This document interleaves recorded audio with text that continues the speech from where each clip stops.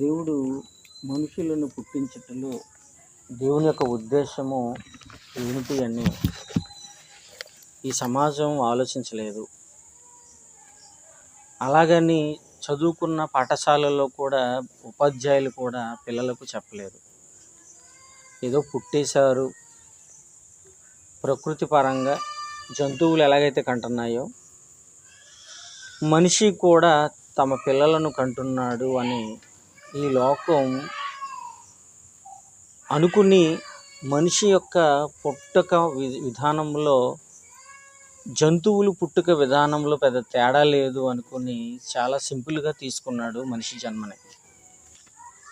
కానీ దేవుడు అనుకుంటే వచ్చింది ఈ జన్మ, అనుకోకపోతే రాదు మన జన్మ. దేవుడు అనుకుంటే వచ్చింది. ఎందుకు అనుకున్నాడు, ఎందుకు మనలను భూమి మీద ప్రవేశపెట్టాడు అంటే ఆయన ఒక ఉద్దేశాన్ని మనిషి పట్ల తనకు నెరవేర్చాలి, తనకు కావాలి అనుకున్నాడు. భూమి మీదకి మనిషిని పుట్టించాడు. అయితే మనిషి మాత్రం దాన్ని మర్చిపోయాడు. మరిచిపోయి లోకంలో బ్రతుకుతూ పిల్లలను కంటూ గొప్పవారిగా వాళ్ళని చూసి శ్మశానానికి వెళ్ళిపోవాలి, వయసు వచ్చిన తర్వాత వృద్ధులుగా అయిపోతాము, కాటికి కాలు చాపి వెళ్ళిపోవాలి అనుకునే ఈ మనుషుల యొక్క ఆలోచన తప్పు అని బైబిల్ చెప్తుంది తప్పు అని. ఎందుకంటే బైబిలు మనిషి పట్ల అనుకున్నది వేరు, లోకములో మనుషుల గురించి అనుకున్నది వేరు. అందుకనే దేనికైనా సమాధానం చెప్పాలి అంటే బైబిలే చెప్పాలి. ఆ బైబిల్లో ఉన్నదే మనకి అది కరెక్ట్ అని ఆమోదయోగ్యమైనది, రుజువులతో ఆధారంతో కూడినటువంటి పరిస్థితులని మనకు తెలియాలి ఫస్ట్. కాబట్టి లోకంలో ఉన్న వాటిని గురించి, లోకంలో ఉన్న దాన్ని చూసి మనం బైబిల్ని కంపేర్ చేసుకోకూడదు. బైబిల్లో ఉన్నదాన్ని చూసి లోకాన్ని కంపేర్ చేసుకోవాలి. మీకు అర్థమైందా? లోకంలో ఉన్నదాన్ని చూసి బైబిల్ దగ్గర తీసుకొచ్చి ఇలా కాదు, బైబిల్లో ఉన్నది లోకంలో జరుగుతుందా లేదనేది చూడాలి. ఎందుకంటే మనందరికంటే మూలము ప్రధానమైనది పరిశుద్ధ వాక్యం. ఇది చాలా ప్రాముఖ్యమైనది. ఇదిగో మన పాదాల కింద ఉన్న భూమి ఎలా పుట్టిందో బైబిల్లో ఉంది. మన తలపైన ఉన్న ఆకాశము ఎలా పుట్టిందో బైబిల్లో ఉంది. మన చుట్టూ ఉన్న మొక్కలు, జంతురాశులు, జీవరాశులు ఎలా పుట్టాయో, ఎలా కలిగాయో, ఎందుకు కలిగాయో అనేది బైబిల్లో ఉంది. ఏమండి, ఇప్పుడు బయట వాళ్ళని ఆలోచిస్తే భూమి తనంతట తానే పుట్టిందని కొంతమంది అంటారు, ఆకాశం అలాగే పుట్టిందంటారు. ఏమండి, మనిషి కోతి నుండి వచ్చాడని చెప్తారు. చూసారా, ఇవన్నీ ఏంటి అన్నీ తప్పు. బైబిల్లో అలా లేదు. మనిషి కోతి నుండి వచ్చాడని బైబిల్లో లేదు. మనిషి నుండే రావాలి.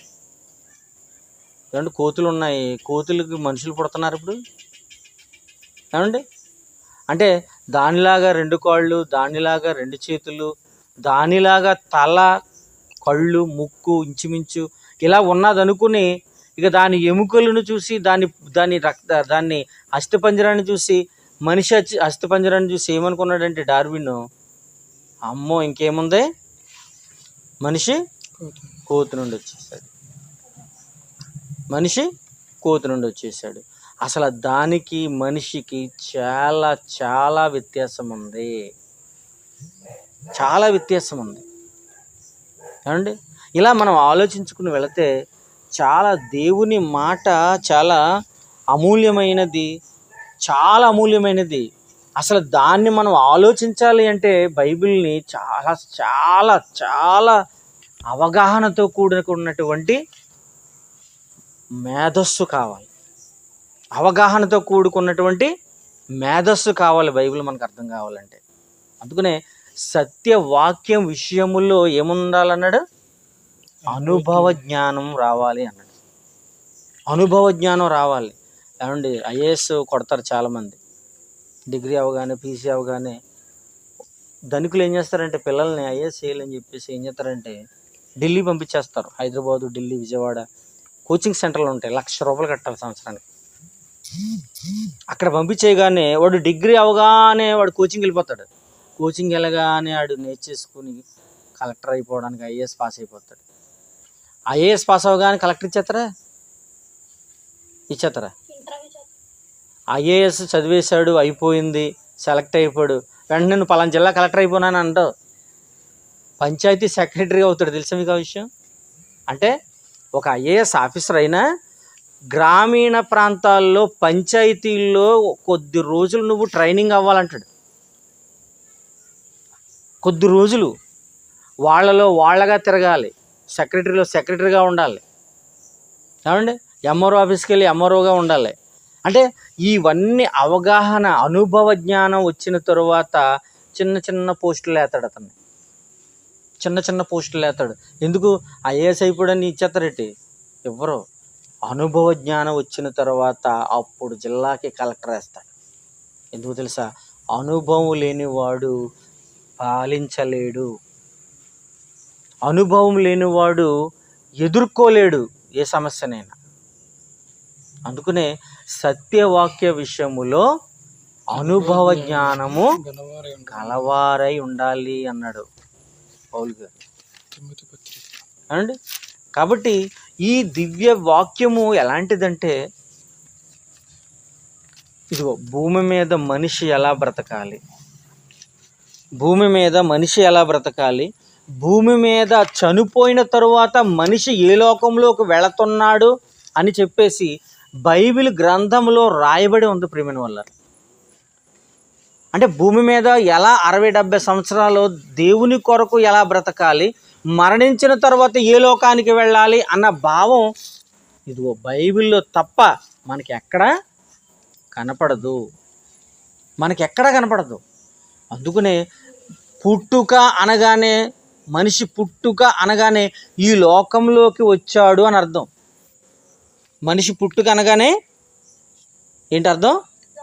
ఈ లోకంలోకి వచ్చాడు. మరణించాడు అనగానే మరో లోకములోకి వెళుతున్నాడు అని అర్థం. అంటే పుట్టుక అనేది జరగగానే ఈ లోకంలోకి ఎలాగ ప్రవేశించాడో, పుట్టుక పేరుతో, మరణం పేరుతో మరో లోకంలోకి వెళుతున్నాడు మనిషి. అంటే మనిషికి మరి ఏంటి? చావు లేదా? మరి లేదు మనిషికి చావు. కానీ సమాజం ఏమనుకుంటుందంటే మరణించగానే ఇంకేమీ లేదు, అయిపోయింది, ఇంకా అయిపోయాడు, ఫినిష్. ఆ ఫోటో తీసుకెళ్ళి గోడక తగిలిచ్చేస్తారు. మహా అయితే ఎడితే 4 రోజులు 3 రోజులు ఎడుతారు. అవునా? ఎంత ప్రేమ పెంచుకున్నా, ఎంత విధిగా పెంచుకున్నా ఆ శవాన్ని ఇంట్లో మాత్రం ఉంచుకోరు. ఎందుకంటే దూర ప్రాంతాల నుంచి వచ్చే బంధువుల కోసం ఐస్ పెట్లు పెడతారు. ఆడో లేకపోతే ఏం చేస్తారు? తీసుకెళ్ళిపోమంటారు. ఇదే అయిపోయింది అనుకుంటున్నారు. కాదు, బైబిల్ తప్పు బైబిల్ లోకంలో జరుగుతుంది తప్పు అని చెప్తుంది. బైబిల్ దగ్గరికి వస్తే మరణం అనేది ముగింపు కాదు అని చెప్తుంది.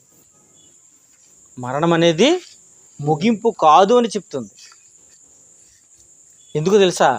అసలు మనిషి ఎక్కడి నుండి వచ్చాడు? మనిషి సాక్షాత్తు దేవుని నుండి వచ్చిన వాళ్ళము. దేవుని అంశము నుండి, దైవాంశ సంభూతులు. ఎవరు?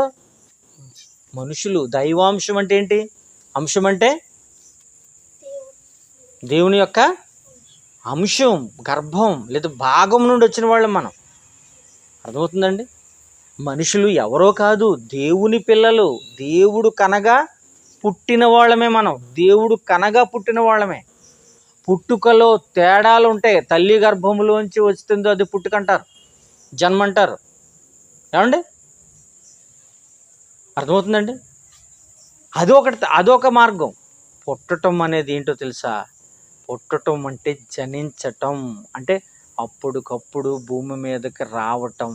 ఎలా వచ్చాం తెలుసా? మనం చెప్పాను కదా చాలాసార్లు, దేవుడి నుండి, దేవుని గర్భవాసము నుండి, దేవుని యొక్క గర్భములో నుండి దేవుడు మన కనగా ఆదాములోకి ప్రవేశపెట్టబడి, ఇదిగో ఇప్పుడు ఇన్ని కోట్ల మంది ప్రపంచవ్యాప్తంగా విస్తృతమయ్యారు, విస్తరించబడ్డారు.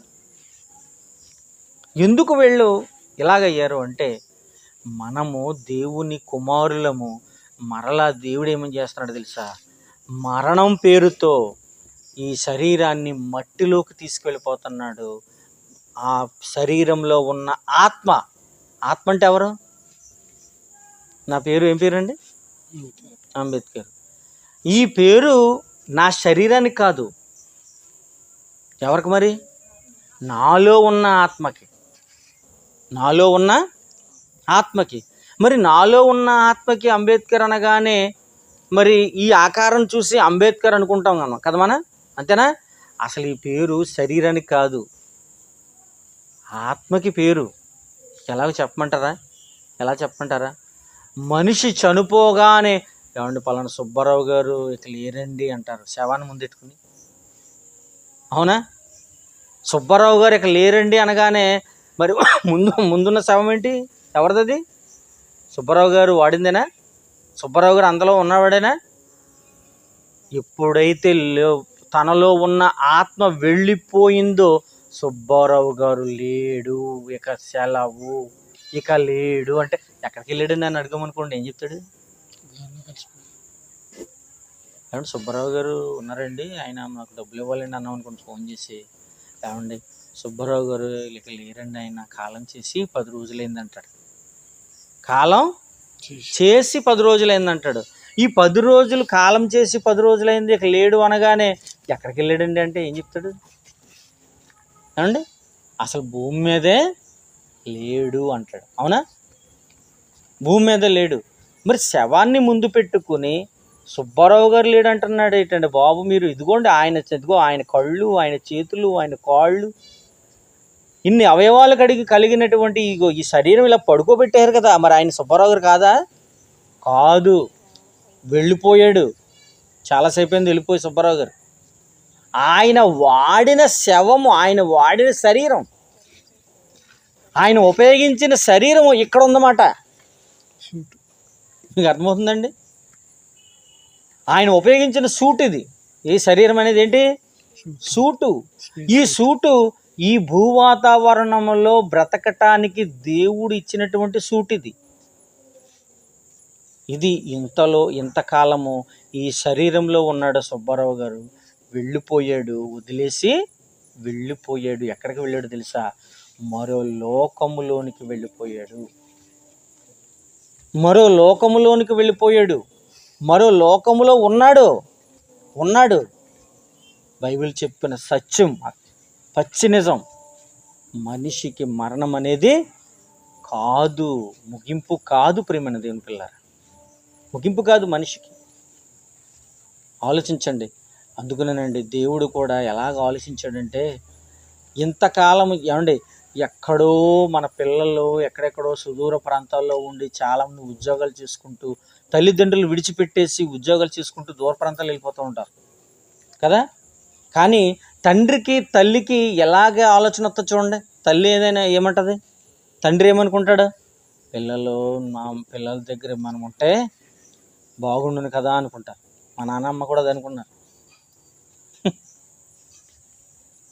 మా అమ్మ నాన్నగారు కూడా అదే అనుకున్నారు.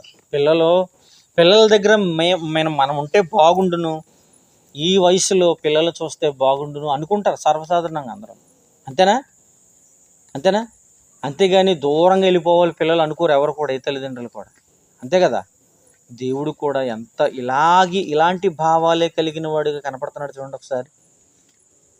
ఒకసారి ఎక్కడ ఉంటుంది అది? ఎఫెసీయులకు రాసిన పత్రిక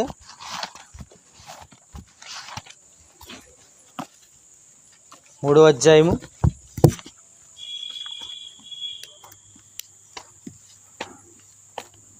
6వ వచనం చివరి మాట చూడండి ఒకసారి. 6వ వచనం చివరి మాట. ఎఫెసీయులకు రాసిన పత్రిక 6వ అధ్యాయము 3వ అధ్యాయము చివరి మాట.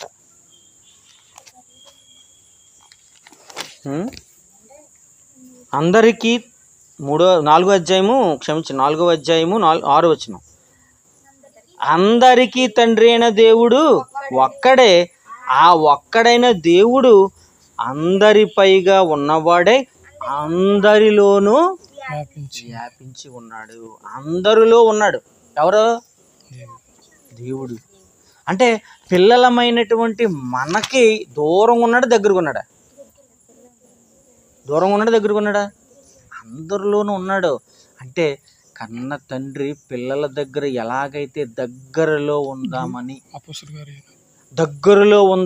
ఎలాగైతే అనుకుంటాడో, అపోస్తలుల కార్యం చూడండి, ఇంకా బాగుంటుంది అక్కడ 17వ అధ్యాయం 28 చూడండి, 26 చూడండి. అవును. మరియు యావత్ భూమి మీద కాపురమున్నటకు ఆయన ఒకని నుండి ప్రతి జాతి మనుషులను సృష్టించి వారు ఒకవేళ దేవునిని తడవలాడి కనుగొందురేమోనని తనను వెదుకు నిమిత్తము వారి నివాస స్థలం యొక్క పొలిమేరలను ఏర్పరిచాను. ఆయన మనలో ఎవరికి దూరముగా ఉండేవాడు కాదు. ఎంత మంచి మాట అండి నిజంగా. ఆయన మనలో ఎవరికి దూరముగా ఉండేవాడు కాదు. ఆయన అందరిలోనూ వ్యాపించేవాడు, అందరిలోనూ ఉన్నవాడే. ఉండి ఎవరికి దూరముగా ఉండువాడు కాదు. తన పిల్లలు తండ్రి ఎలాగైతే పిల్లల యొద్ద తల్లి ఉండాలని కోరుకుంటారో, అలాగే పరలోకములో ఉన్న తండ్రి దేవుడు కూడాను తన పిల్లలకు దగ్గరగా ఉండాలని కోరుకుంటున్నాడు. ఎంత మంచి సంగతి అండి, నిజంగా ఎంత మంచి సంగతి అండి. అందుకనే ఈ భూమి మీద పుడుతున్నటువంటి మనుషులకి దైవ జ్ఞానము, దేవుని గూర్చిన ఆలోచన, విజ్ఞానం అనేది లేదు. కారణం ఏంటంటే బైబిల్ని చదవక, బైబిల్ తెలియక. చదువు లేదు, ఎవరు ఏమీ లేదండి. బైబిల్ చెప్పగానే మత పుస్తకం అంటాడు. చదివి పోని పరిశీలించి పోని ఇంకేదన్నా చేసి అంటే బాగుండు. పోని అసలు వాడికి వేలిముద్ర. కానీ బైబిల్ అనేది తప్పు అంటాడు, లేదా మత పుస్తకం అంటాడు, లేదా ఎవరెవరో పుస్తకం అంటాడు. ఎందుకంటే వాడు పెరిగిన వాతావరణం, అతను ఆలోచించిన విధానం, చుట్టూ ఉన్న వాతావరణం ఎలాగ చేసేసిందంటే, అబ్బాయి మనమే ఈ దేశంలో ఉన్నామంటే, ఈ ప్రాంతంలో ఉన్నామంటే మనమే గొప్పవాళ్ళు, మిగతా వాళ్ళందరూ తింగరోళ్ళు అనుకుంటాడు. ఇటు వేలిముద్ర గాడు కూడా. అలాంటి వాడికి చెప్పాలి అంటే బైబిల్ మనమే చెప్పాలి. అలాంటి వాళ్ళకి మనం చెప్పాలి బైబిల్ని, దీని యొక్క ఉన్నతాన్ని, బైబిల్ యొక్క గొప్పతనాన్ని ఈ ప్రపంచానికి చాటి చెప్పవలసిన బాధ్యత ప్రతి క్రైస్తవుడికి ఉంది. ఎంత మంచి మాట అండి. ఆయన మనలో ఎవరికి దూరముగా ఉండేవాడు కాదు, అంటే దగ్గరగా ఉంటాడన్నమాట. మీకు విచిత్రం చెప్పమంటారండి, నిత్యము మన జీవితంలో ప్రతి ఇంట్లోనూ ఎవరిని తండ్రి అంటాం చూడండి, చెప్పండి, ఎవరిని నాన్న అంటాం? ఇంట్లో ఉన్నటువంటి తండ్రిని నాన్న అని పిలుస్తాము. అసలు తండ్రి అనగానే ఇంటిలో ఉన్న తండ్రిలాగా పరలోకములో ఉన్న దేవుణ్ణి కూడా ఏమని పిలవమంటున్నాడు? తండ్రి అంటున్నాడు. అంటే ఆ తండ్రి ఇప్పుడు ఎక్కడున్నాడు? పరలోకంలో ఉన్నాడు అనుకుంటున్నాం కదా, కానీ ఎక్కడున్నాడు తెలుసా? ఈ వచనాన్ని బట్టి చూస్తే మన ఇంట్లో ఉన్నాడండి. మన ఇంట్లో ఉన్నాడు, మనతో ఉన్నట్టు ఉంది. దగ్గర చూడండి, ఎంత అద్భుతమైన మాట. మనలో ఎవరికి దూరముగా ఉండువాడు కాదు. ఎవరైనా తండ్రి ఎక్కడున్నాడు? పరలోకములో ఉన్న తండ్రి మనలో ఎవరికి దూరముగా ఉండువాడు కాదు. అంటే ఆ తండ్రిని తీసుకొచ్చి ఎక్కడ పెట్టాం? మన దగ్గరలోనే పిలుచుకున్నట్టుగా తండ్రి అని పిలుచుకుంటున్నాం. ఆలోచించండి, ఎంత గొప్ప సంగతి అండి. అందుకని యేసుక్రీస్తు వారు పరలోకమందున్న మా తండ్రి అని పిలవండారా బాబు. ఏహో అంటారేటి పాతకాలంలాగా? పరలోకంలో ఉన్న దేవుడు ఎవరో తెలుసా? మనకు తండ్రి అనగానే ఇంట్లో తండ్రిని గుర్తొచ్చేస్తున్నాడు చూడండి. అంటే ఎంత దగ్గర చేర్చాడు చూడండి. దేవుడు అంటే ఎక్కడో కొండ మీద ఉంటాడు, లేకపోతే పరలోకంలో ఉంటాడు, ఎక్కడో దూరం కనిపించని లోకంలో ఉంటాడు అనుకుంటాం మనం కదా. అదే దేవుడిని తండ్రి అనగానే మన దగ్గరలోకి వచ్చేసినట్టుగా అనట్లేదా? మన దగ్గరలోకే. బా, ఎంత దగ్గరగా చూపించాడు యేసుక్రీస్తు వారు చూడండి. ఎంత దగ్గరగా చూపించాడు యేసుక్రీస్తు వారు. అందుకనే మనలో ఎవరికి దూరముగా ఉండువాడు కాదు. మత్తయి సువార్త 6వ అధ్యాయం చూడండి. మత్తయి సువార్త 6వ అధ్యాయం 9వ వచనం. మత్తయి సువార్త 6వ అధ్యాయం 9వ వచనం. 9వ వచనం చూడండి ఒకసారి. కాబట్టి మీరు ఇలాగ ప్రార్థన చేయడి, పరలోకమందున్న మా తండ్రి. అబ్బా, ఆ పదాన్ని వింటుంటేనండి నాకు నిజంగా రోమాలు ఎగబడిపోతూ ఉంటాయండి. నాకు నిజంగా ఆ తండ్రి అనగానే అసలు ఏంటి ఆ పదం ఏంటండి బాబు? అంత అద్భుతమైన మృదుత్వమైనటువంటి పదం అది. మృదువు. ఆ తండ్రి అనే పదాన్ని ఎవరన్నా ఇష్టపడకుండా ఉంటారండి? ఏమండి మా నాన్న గురించి చెప్పకుండా అంటాడు ఎవడన్నా? అనరు. ఎవరు కూడా అనరు. అంటాడు మనిషే కాదు. మీకు అర్థమవుతుందండి? ప్రియమైన దేవుని పిల్లారా, పరలోకమందున్న మా తండ్రి. తండ్రి అనగానే నిజంగా ఎంత దగ్గర చేర్చేశాడు. దేవుడు అనగానే దూరంగా కనపడుతున్నాడు. దేవుడు అనగానే దూరంగా కనపడుతున్నాడు, కానీ తండ్రి అనగానే దగ్గరగా కనపడుతున్నాడు. అందుకనే ఎవరికి దూరముగా ఉండువాడు కాదు. ఎవరికి దూరంగా ఉండేవాడు కాదు. క్రైస్తవులకా? ఒక్కరికి అనుకుంటున్నారా? ప్రపంచములో ఉన్న మనుషులందరూ 800 కోట్ల మంది ప్రజలందరూ కూడా ఎవరి పిల్లలు? దేవుని పిల్లలు. వాళ్ళందరికీ దూరంగా ఉండేవాడు కాదు. ఎవరికి అన్నాడంటే అందులో ఆయన క్రైస్తవులు మాత్రం ఉన్నారా? లేదు. ప్రపంచంలో ఉన్న మనుషులందరికీ కూడా, అందరికీ కూడా. అందుకనే యేసుక్రీస్తు వారు వచ్చిన తరువాతే ఈ తండ్రిని బయలుపరిచాడు. ఆ మాట కూడా చూడండి. యోహాను సువార్త 1వ అధ్యాయం 18వ వచనం చూడండి. ఎవడును ఎప్పుడైనను దేవునిని చూడలేదు, తండ్రి రొమ్మున ఉన్న అద్వితీయ కుమారుడని యేసుక్రీస్తు వారి మాత్రమే ఆయనను బయలుపరిచెను. ఆయన గూర్చి చెప్పి మనల్ని ఏం చేశాడు? బలపరిచాడు. తండ్రి అయిన దేవుని గూర్చి బయలుపరిచి మనందరినీ బలపరిచాడు. మీరందరూ ధైర్యంగా ఉండండి. మీరు ఎవరో కాదు, మన కన్న తండ్రి అయిన దేవుని పిల్లలు నీవు నేను కూడా అన్నాడు యేసుక్రీస్తు. దేవుని పిల్లలమయ్యా మనమందరూ కూడా. కన్న తండ్రి పరలోకంలో ఉన్నాడు. మీకు అదిగో ఆయన గూర్చి జ్ఞానమంతా మీకు తెలియజేసేస్తాను. నేను ఆయన దగ్గర నేర్చుకున్నాను. ఆయన దగ్గర నేర్చుకున్న మాటలను ఇదిగో మీకు ఈరోజు చెబుతున్నాను. అందుకనే ఆయన గూర్చి నేను ఏం చేస్తాను తెలుసా? మీ ముందు ఆయనను బయలుపరుస్తాను, ఆ మాటలతో మిమ్మలను బలపరుస్తాను అంటున్నాడు. ఎంత గొప్ప సంగతి అండి నిజంగా. అందుకనే పరలోకంలో ఉన్న దేవుని గూర్చి మనుషులకి ఎవ్వరికి తెలియదనే చెప్పాలండి. అసలు తెలీదండి. ఏదో పుట్టేస్తున్నాము, తర్వాత చచ్చిపోతున్నాము అనుకుంటున్నారు. ఏమండి, ఈ జనన మరణాల మధ్య ఉన్నటువంటి ఇదిగో ఈ బ్లాంక్స్ ఉన్నాయి చూసారా? ఖాళీ. జననం డాష్, మరణం. ఈ డాష్ ఉన్న దాన్ని దేంతో పూరించాలో తెలుసా? దేంతో పూర్తి చేయాలో తెలుసా? కలెక్టరు రాంగ్ ఆన్సర్,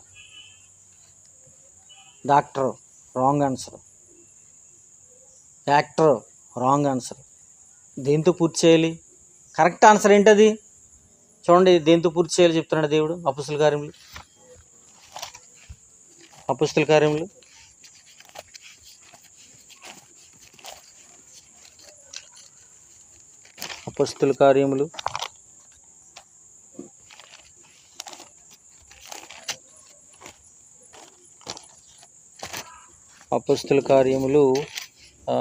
13 గారి ప్రస్తావన వస్తుంది చూడండి ఒకసారి. 13 అధ్యాయం 22 చూడండి. 21 నుంచి. ఆ తర్వాత వారు రాజు కావాలని కోరగా దేవుడు బెన్యామీను గోత్రీయుడును కీషు కుమారుడైన సౌలును వారికి 40 ఏళ్ల వరకు దయచేశాను. తరువాత అతనిని తొలగించి దావీదును వారికి రాజుగా ఏర్పరిచాను. మరియు ఆయన నేను యెష్షయి కుమారుడైన దావీదును కనుగొంటిని. అతడు నా ఇష్టానుసారుడైన మనుష్యుడు. అతడు నా ఉద్దేశములన్నీ నెరవేర్చునని చెప్పి అతనిని గూర్చి సాక్ష్యం ఇచ్చెను. ఇక్కడ ఉంటుంది చూడండి కింద 36 దావీదు దేవుని సంకల్పము చొప్పున తన తరము వారికి సేవ చేసి రాజుగా ఏలాడన్నాడా. దావీదు గారు ఎవరు? రాజు. మరి ఇక్కడ రాజుగా ఇశ్రాయేల్ ప్రజలందరినీ 40 ఏళ్ళు పరిపాలించాడు అన్నాడా, లేకపోతే సేవ అన్నాడా? ఏ సేవ తెలుసా? తండ్రి సేవ. పరలోకములో ఉన్న దేవుని యొక్క సేవ చేసి నిద్రించి తన పితరుల యొద్దకు చేర్చబడి తన జననం డాష్ తన మరణం మధ్యలో ఉన్న ఖాళీని దేంతో పూరించాడు? దేవుని సంకల్పము చొప్పున సేవ. Right answer. ఇదేంటి రైట్ ఆన్సర్. మరి పరిపాలించాడు రాజు, దాన్ని ఏమైనా ప్రస్తావించాడండి ఇక్కడ? దాని గురించి ఏమైనా ఆలోచించాడా? దేవుడు ఏమైనా రాశాడు ఇక్కడ? అంటే మన పని మనం చేసుకుంటూనే ఒక డాక్టర్ అవుతావో, యాక్టర్ అవుతావో, లేకపోతే ఇంకేదైనా ఉద్యోగం చేస్తావో, వ్యవసాయం చేస్తావో, వ్యాపారం చేస్తావో, నీ ఇష్టం. దాన్ని దేవుడు హైలైట్ చేయడు. ఏది హైలైట్ చేస్తాడో తెలుసా? తన తరము వారికి దేవుని యొక్క సంకల్పం చొప్పున సేవ చేస్తావే, నీవు బ్రతుకుతూనే దేవుని నీ సమాజంలో బ్రతికింపజేస్తావే, ఆ విషయాన్ని, ఆ సేవను సేవగా చూశాడు. రైట్ ఆన్సర్ ఇచ్చాడు దానికి. చూసాడు ఎంత బాగుందో. దావీదు గారు రాజే, పరిపాలించాడు 40 ఏళ్ళు. అంతేనా తమ్ముడు? 40 ఏళ్ళు పరిపాలించాడు. చాలా సంస్కరణలు తీసుకొచ్చాడు. ప్రజలందరినీ చాలా బాగా చూశాడు. ఏమండి, యుద్ధములో తన శత్రువులను సైతం లెక్క చేయకుండా శత్రువుల పిల్లలను కూడా ఆదరించాడని చరిత్ర రాయబడి ఉంది బైబిల్లో. శత్రువుల పిల్లలు ఎవరన్నా చేర్చుకుంటారండి? వాళ్ళను కూడా తన కుమారునిలాగా స్వీకరించుకుని అతన్ని కూడా చూసేంత మంచి మనసున్నవాడు దావీదు. కానీ దేవుడు దాన్ని హైలైట్గా చూపించలేదు. దేన్ని గొప్పగా చూపించాడు? దావీదు తన తరము వారికి సేవ చేశాడు. అబ్బా, దేవుని సంకల్పము చొప్పున తన తరము వారికి సేవ చేసి పితరుల యొద్దకు చేర్చబడ్డాడు. నిద్రించాడు అంటే ఏదో ఒక రోజు లేస్తాడా, లేవడా? ఏమన్నాను ఇందాక? మరణం అనేది ముగింపు కాదు, మరో లోకములో విశ్రాంతి పొందుతున్నారు. దాన్నే దేవుడేమన్నాడంటే నిద్ర అన్నాడంతే. నిద్ర. దేవుని కొరకు బ్రతికి చనిపోయిన వాళ్ళు చచ్చిపోయారంట్లే. నిద్రించేను. నిద్ర అంటే నిద్రపోయేవాడు లేస్తాడా? అంతేనా? అంటే దావీదు కూడా లేస్తాడా? లేస్తాడు. దావీదు కూడా లేస్తాడు. మహనీయుడు నిజంగా దావీదు గారు. ఏమండి, పాపము చేశాడు, అడవులంట తిప్పాడు, ముప్పు తిప్పలు పెట్టాడు దేవుడు. తెలుసా మీకు? చాలా కష్టాలు పెట్టాడు. అప్పుడు కానీ బుద్ధి రాలేదు దావీదు గారు. ఏమండి, కానీ ఎప్పుడు తప్పు చేయలేదు. తర్వాత అందుకునే చరిత్రకెక్కాడు. దేవుడే దావీదును గూర్చి సాక్ష్యం ఇస్తున్న మాట చూడండి ఒకసారి. అపొస్తలుల కార్యములు